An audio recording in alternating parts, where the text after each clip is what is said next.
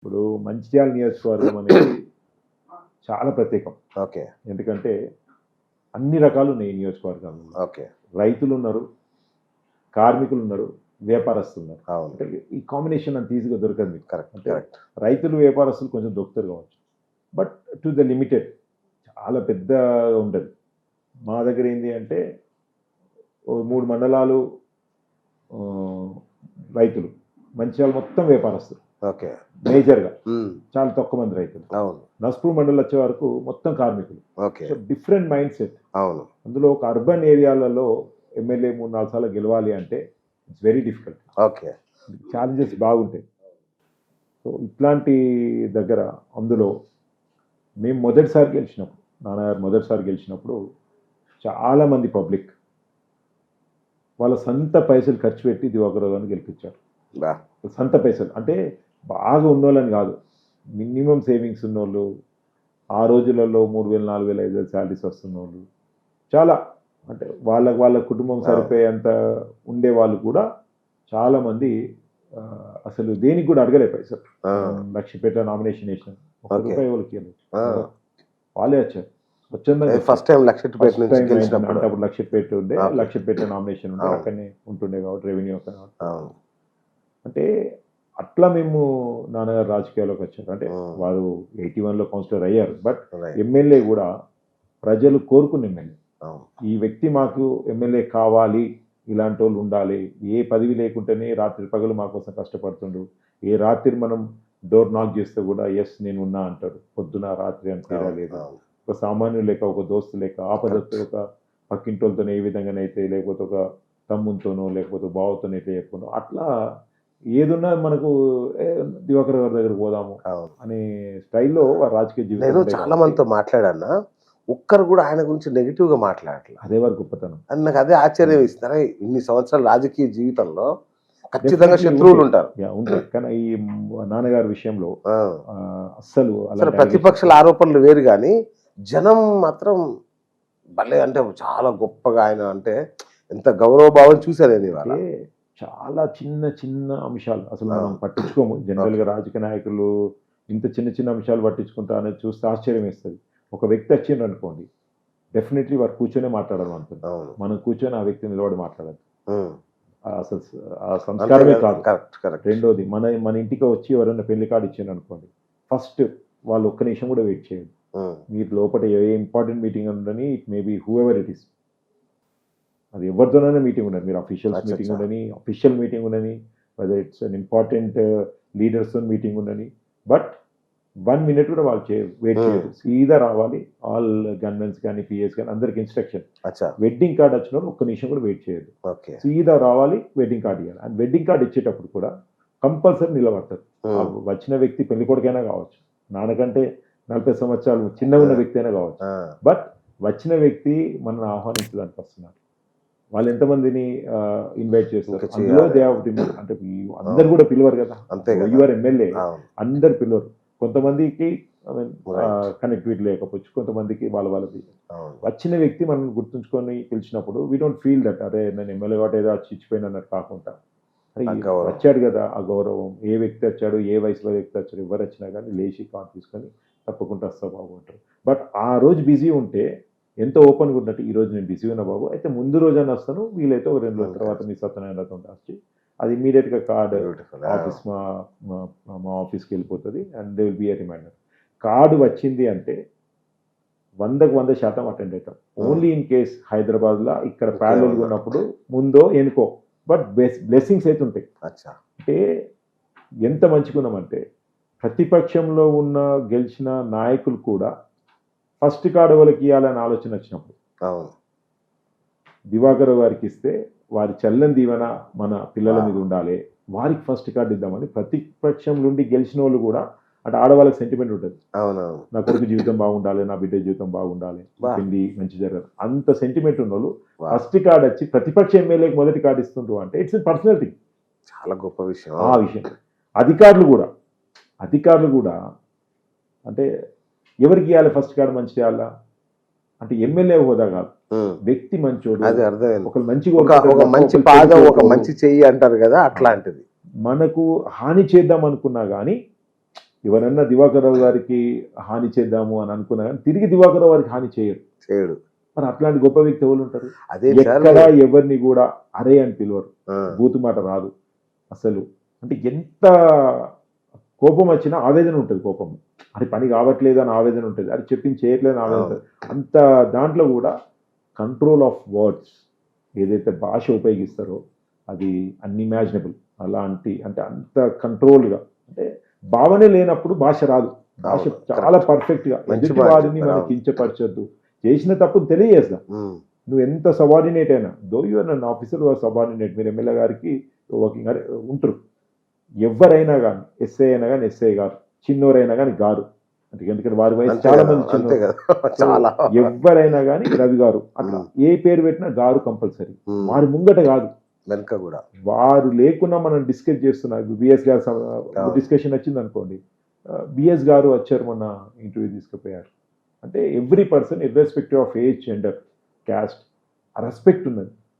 So నాకెన్నడూ కూడా మా నాన్న నువ్వు ఇట్లుండాలని చెప్పలేదు. నాకు అదృష్టం ఏంటంటే ఏ కొడుకు సక్సెస్ అయినా తల్లిదండ్రుల పాత్ర ఉంటుంది. అవును, without 100%. Parents blessings, without parents hard work అవును, ఎవ్వరు కూడా సక్సెస్ కారు, నో వే. No way. అవును, కానీ ఎంతమంది కొడుకులకు వాళ్ళ ఆ తండ్రి కృతజ్ఞత ఉంటుంది. సక్సెస్ లో పాత్ర దొరుకుతుంది. నాకు ఆ అదృష్టం దక్కింది. ఆ, సూపర్. ఎందుకంటే కొడుకు ఒక లెవెల్కి వచ్చేవరకు తండ్రి రిటైర్డ్ అయిపోతాడు. అవును, నీ అవసరం పడది. అవును, ఏమన్నా హాస్పిటల్ తీసుకోపోయేదానికో, టెస్ట్లు అంతే, అంతే, చేయించేదానికో, అంతే. అవును, అట్లాంటివి తప్పితే వాళ్ళ సక్సెస్ లో, వాళ్ళ గోల్ రీచ్ అవుట్ లో కొడుకు పాత్ర చాలా తక్కువ ఉంటుంది. కరెక్ట్. బట్ నా అదృష్టం అంటే ఐఎమ్ నాట్ సెయింగ్ దట్ నేనే మొత్తం చేశానని, లే, లే. ఎంతో నాకు తెలియదు. బట్ నా కానీ అదృష్టం 20 ఏంటి ఏళ్ళుగా అంటే మీరు ఆయన వెనకాల ఉన్నారు. 20 20 years నుంచి, Wonderful. 2003 నుంచి Wonderful. I'm being, Ah. definitely. అసలు ఒక రకంగా బయట ఏం చెప్తారంటే అసలు షాడో ఎమ్మెల్యేనే ఈయన అన్నట్టుగా No, it's చెప్తున్నారు. not a shadow MLA. I can't agree with the No, no. word shadow MLA. నిజమైన ఎమ్మెల్యే ఈయనే.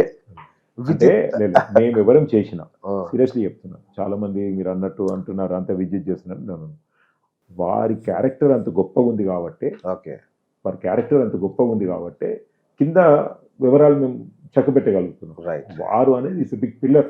కరెక్ట్. వారు చేసేది కానీ, వారి ఆలోచన కానీ, వారి విధానం కానీ ఇట్స్ 99%. మేము చేసేది ఓన్లీ 1%. మేము చేసేదానికంటే వారే పబ్లిక్ ఎక్కువ యాక్సెప్ట్ చేస్తున్నారు. We are their icing on the cake అన్నట్టు తప్ప, కేకే లేకపోతే ఐసింగ్ పనిచేస్తుంది. ఓకే, సో అది ఇంపార్టెంట్. ఓకే. సో మేము ఏదైనా కానీ హూఎవర్ ఇట్ ఇస్, నేను కానీ మా నాయకులు కానీ కార్యకర్తలు, హీ హాజ్ దట్. ప్రతి నాయకుడు కానీ కార్యకర్తను కూడా నాకు కూడా చూస్తే చాలా విచిత్రం వేస్తూ ఉంటుంది. ఎందుకంటే వేరే వేరే నియోజకవర్గాలకు బై ఎలక్షన్స్ అవును. ఇటు పార్టీ బాధ్యుల పోతూ ఉంటారు. అక్కడ ఉన్న కార్యకర్తల నాయకులకి, మా దగ్గర ఉన్న కార్యకర్తల నాయకులకి 5-10% ఎట్లా ఉంటుందండి? 100 మంది ఉన్నప్పుడు ఒక 5-10 అటు ఇటు ఉంటారు. అది పక్కకు పెడితే మెజారిటీ ఆల్మోస్ట్ 90% నాయకులు కార్యకర్తలు బై హార్ట్ దివాకర్ రావు గారంటే ఇష్టపడతారు. అవును. నేను ఇంతకుముందు ఒక చూశాను ఎగ్జాంపుల్ కదా, చెప్పాను. అవును. ప్రతిపక్షాలు ఆ విధంగా ఉన్నారు. అంటే ఇక వాళ్ళు చెడు మార్గంలో వెళ్ళాలనుకున్నప్పుడు అది డిఫరెంట్ కేసు. బట్ మనం కరెక్ట్గా ఉండాలనుకున్న ప్రతి వ్యక్తి కూడా, ప్రతి నాయకుడు కూడా అపోజిషన్ ఉన్నా, మన దగ్గర ఉన్నా, ఎట్లున్నా కానీ ఇష్టపడతారు. రైట్. ఈసారి టికెట్ మీకే వస్తుంది అనుకున్నాను అసలు. ఒకటి టికెట్ అనేది వాస్తవంగా కేసీఆర్ గారు హీ విల్ డిసైడ్. ఫిక్స్ అంటే అన్ని కోణాల నుంచి ఆలోచిస్తారు. ఎవరి స్థాయి అంటే వారి ముఖ్యమంత్రి గారి స్థాయి నుంచి అన్ని కోణాల నుంచి ఆలోచించి ఏది బెటరో ఆ నిర్ణయం తీసుకుంటారు. అండ్ మంచిర్యాలకి దివాకర్ రావు గారు ఇంకొక 4 సార్లు ఎమ్మెల్యే అయినా ఈ మంచిర్యాల అదృష్టం, ఈ మంచిర్యాల ప్రజల అదృష్టం. ఎందుకంటే అలాంటి గొప్ప వ్యక్తి ఈ మంచిర్యాలకు ఇంకా సేవ చేయాలి. రెండోది మా కోరిక ఏంటంటే, మాది అంటే బీఆర్ఎస్ పార్టీగా మా ప్రజలతో కానీ మా కోరిక ఏంటి అంటే, అనేక పనులు, డెవలప్మెంట్ పనులు మొదలుపెట్టారు, విత్తనం వేశారు, చెట్టు కొంచెం పెరిగింది. We need to complete it. And complete అయినప్పుడే మనకు కష్టం. For an example Antargaon bridge start అయింది, విచ్ ఇస్ మేజర్. అసలు ఈ ప్రాంతంని కనెక్ట్ చేసేది, అసలు మంచిర్యాల రూపురేఖలు మార్చేది, మంచిర్యాల ఎంట్రన్స్ మార్చేది మొత్తం కూడా అంతర్గాం బ్రిడ్జ్. అది టెండర్ అయిపోయింది, వర్క్స్ మొదలైనవి. మెడికల్ కాలేజ్, అసలు మెడికల్ కాలేజ్ కావాలనుకున్నది ఒక కళ, అది పనులు మొదలైనవి. రోడ్ ఎక్స్టెన్షన్ చేయడం, డివైడర్ సెంట్రల్ లైటింగ్ కానివ్వండి, అవన్నీ కూడా పనులు మొదలైనవి. ఇంటిగ్రేటెడ్ మార్కెట్స్ అని కూడా పనులు మొదలైపోయినాయి. పర్తన్పల్లి లిఫ్ట్ పనులు మొదలైపోయినాయి. లక్షట్పేటలో ఒక హాస్పిటల్ కావాలి, అది పనులు మొదలైపోయింది. యూ కెన్ సీ ఇవన్నీ కూడా స్టార్ట్ అయినాయి. చాలా వరకు కూడా మనం అచీవ్ చేసాం. ఎల్లంపల్లి ప్రాజెక్ట్ చేశారు, గూడెన్ లిఫ్ట్ తీసుకొచ్చాం, రైల్వే అండర్ బ్రిడ్జ్ తీసుకొచ్చాం.